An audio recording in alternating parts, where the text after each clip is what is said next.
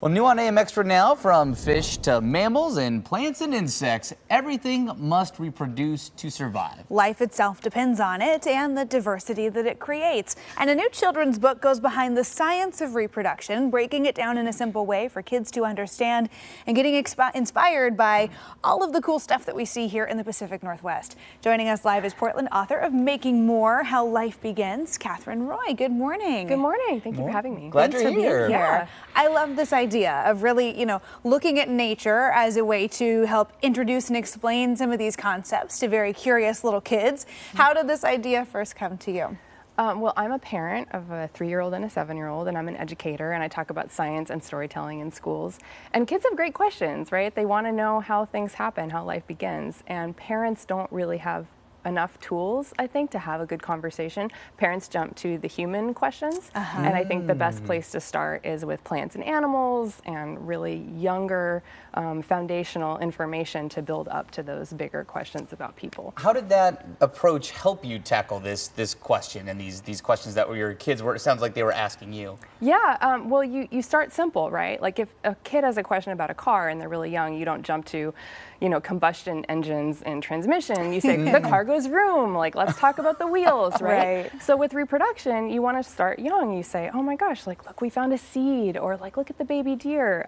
There's a nest and there's eggs in the nest. Let's watch them grow. Let's watch the mother incubate her eggs. And you use some of the science words, but you're building that foundation so that later on when they're asking about people, you have some basis for that, because we're mammals and we reproduce in the same way, and so you can use these examples to build towards that. Interesting. I love that idea. Yeah, and anyone who's had to field the why questions, from kiddos, what a great way to get them engaged and kind of learning about the world around them. You drew a lot of inspiration from here in the Pacific Northwest, and even things you found in your own backyard. Tell us about it. Yeah, well, we live in this really beautiful place. It's so diverse here. There's so many different kinds of creatures, and they make more in so many different ways, right? So there's 1,000 examples from your own backyard, from your own neighborhood, from a park. In our yard, we found this nest here. I'm not exactly sure what kind of nest it is. It's probably a thrush nest, but you can talk about how she made this little place to lay her eggs, and so they can incubate there.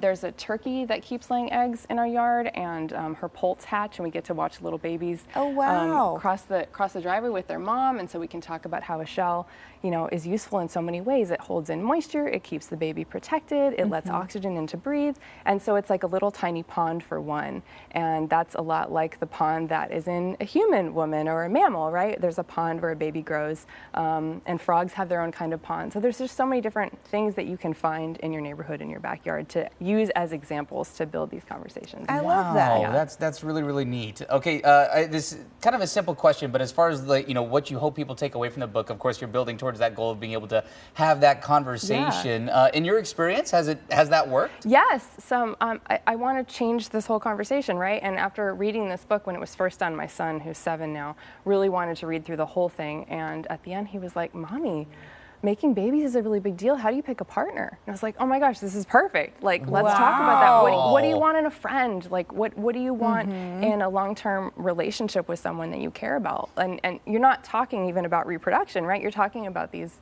bigger conversations. I love that. So I just love that it gives you the opportunity to build a safe space with kids, because ultimately we want our kids to come to us with their questions, right? You can't control what information they get outside of your home, but you can control the quality of the information that you give them if you lean into the science and build a safe space for them, so that when they get older, they're coming to you. That is an insightful 7-year-old question. It is. Well done. He's a smart kid. What a tough, what a tricky focus group. And now, should we mention too, you're an author and illustrator? Did you do all these illustrations yourself as well? I did, yeah. Wow. They're beautifully done. And illustration, thank you. Watercolor and pencil, and just using things that I found in my own neighborhood, in my own backyard, the creatures that we see every day, the hummingbirds and the ferns, and the wildlife that walks around. Yeah, I mean, take a look at that artwork. You saw that shot right there. It's beautiful. Stunning. Very well done. And I think the pictures and the images, they help bring it in for younger kiddos too. It's a great one that you could read with the whole family and help it's have summer those reading, and conversations. it's high baby animal season. It's It's a great time to grab a book and talk about what you're seeing out in the wild. Very true. There's a birds and the bees joke in there somewhere, but I'm going to leave it. I'm going to leave it alone.